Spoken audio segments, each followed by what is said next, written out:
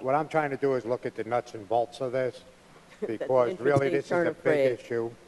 It's a big issue, and we have like one giant paragraph on it. With that, can you define under this what health risks we would be looking at that would warrant an abortion? As I said before, I believe that none of us who are not medical professionals can enumerate those instances. Each case is separate and unto itself. A person's family history, a person's current health status, whether it's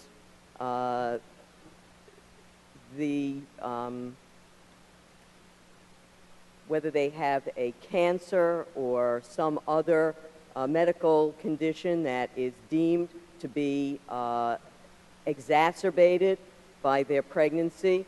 I am not in a position, and I suggest that neither are you or any of us in this chamber, in a position to enumerate those. That is why we leave this to the appropriate province of physicians who are, and medical professionals, to make that determination.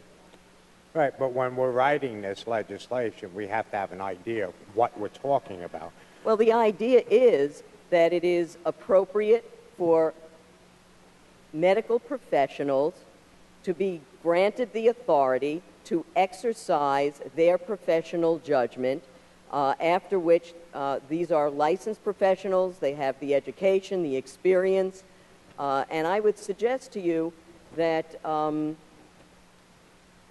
as was mentioned before, that women aren't in isolation. You can't check your uterus at the door and then everything else in terms of your economic livelihood, your well-being, is separate and distinct. If you are a woman who has had several children... If I may, we're getting away from the question. No, actually we're not.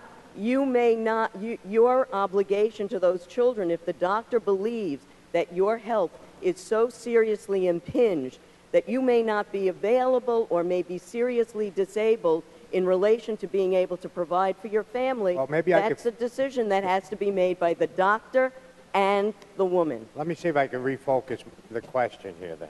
All right? Please do. Now, if a doctor felt that a woman could suffer a disability, that would be a health risk that would warrant an abortion.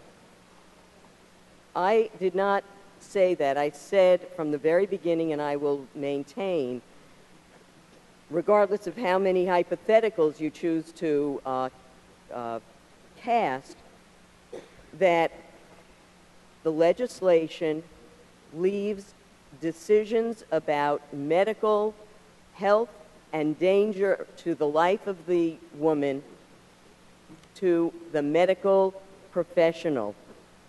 And we, I don't believe, can second guess in hypotheticals what those might be. Okay. Under this legislation, who can perform an abortion? A physician and a physician assistant who has to operate under the supervision of a physician. And that's it, right? That's it. Okay. And this bill, we're decriminalizing all of the abortion sections in the penal law, correct? I'm not sure if is it all or some?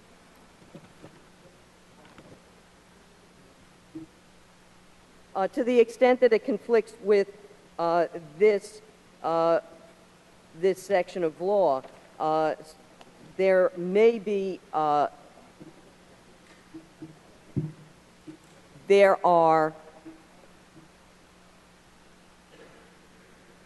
may be other sections of the penal law. I don't have the full section in front of me, but it repeals these sections because they would be inconsistent with. Yeah, as long as abortion is consented to, right, it's not a crime, correct? Yes. Okay. So now what happened is you had this doctor by the name of Kermit Gosnell, okay, who performed a lot of late-term abortions. He performed abortions after the baby was already born, in his mind, with a pair of scissors cutting their spinal cord. Is there a question? Yes, yes. So under this statute right now, if that was consented to, he couldn't be prosecuted. No, that isn't, that, If I could- it's inconsistent with other sections of this law. If I can and other, finish my question, please. Okay? Under this statute, under the abortion statute, he could not be prosecuted in this state. The federal government would have to prosecute him. No. Correct? I think that is inaccurate. The repeal of the abortion sections in the penal law does not obviate criminal activity. The state is saying that our laws will be consistent with federal statute, and therefore the state could step in and prosecute. There's no right to post-delivery abortion. That is actually not, I mean, the incident in Pennsylvania was thoroughly outside of the law. It would be outside of the law in this state before this is enacted and after this is enacted. Well, no, you're talking about other laws. I'm talking about as it stands right now where it relates to an abortion. In the law with manslaughter and everything else, there's an abortion section. And those sections are taken out of the penal law. Is that not true? They're not withstood. They're not eliminated. There are some sections that are repealed, but they are not withstood. And so they would, in the instance of criminal activity outside of the parameters of this law, they would not be obviated. Okay, let's try this. Now, we're going back to Roe v. Wade, but there are other cases that have changed the law. When it comes to, Casey, viability was 28 weeks, correct? And we're going to 24 weeks would be viability. No. Roe v. Wade is 24. Casey. After Roe v. Wade, there was a case with Casey involved. Okay, and what happened there is the Supreme Court, it was changed to 28 weeks. It was upheld, 28 weeks. And let's go to the other case. Now, in 2003, Congress passed a partial birth abortion ban. And in Gonzalez v. Carhart, the Supreme Court upheld the ban on April 18, 2007. How would this would basically wipe out, for New York's sake, the partial birth abortion ban. We go back to Roe v. Wade, where partial birth abortions would be allowed. Mr. Graf, if I could refer you to line 28 in the section.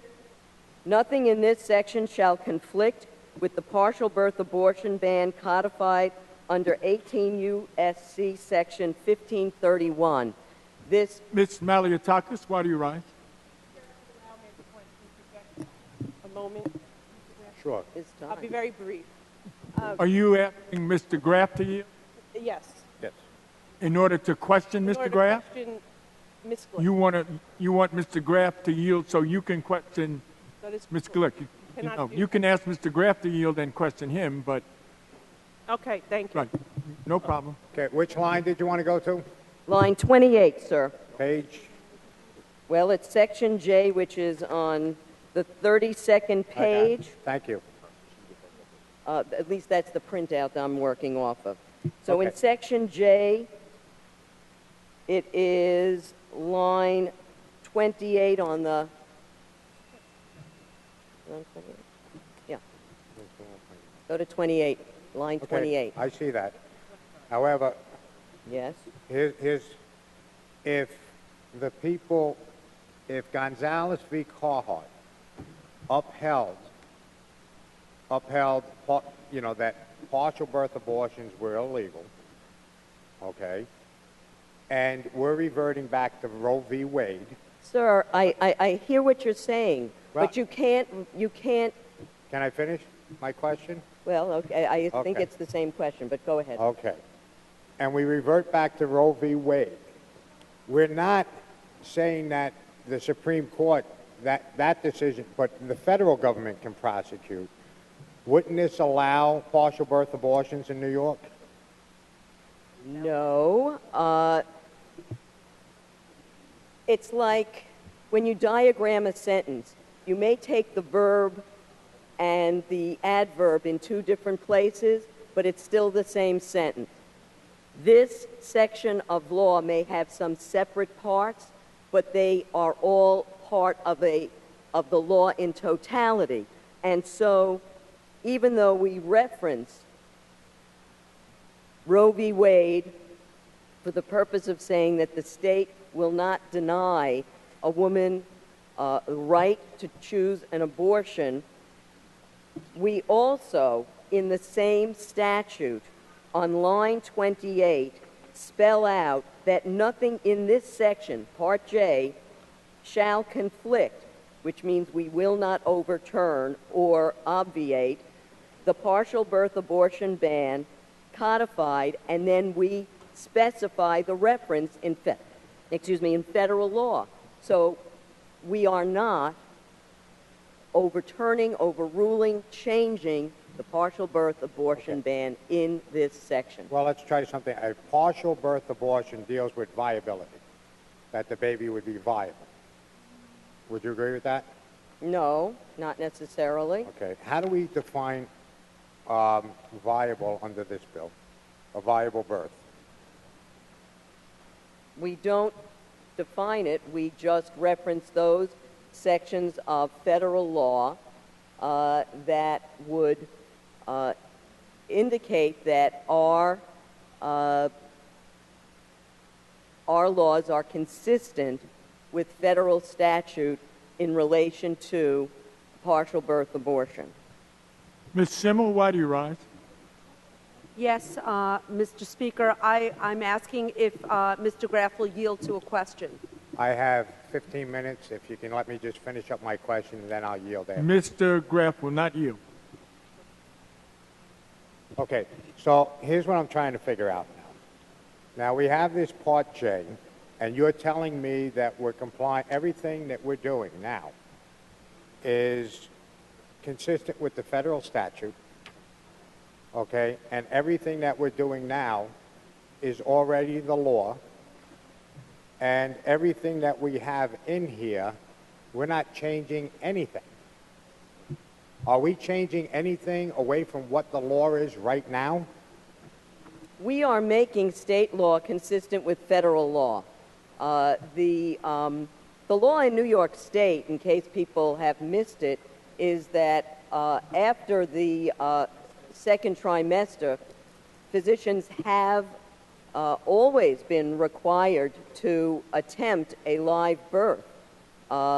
There is a doctor has to be available for the woman and for the fetus. That's current law. We're not changing that.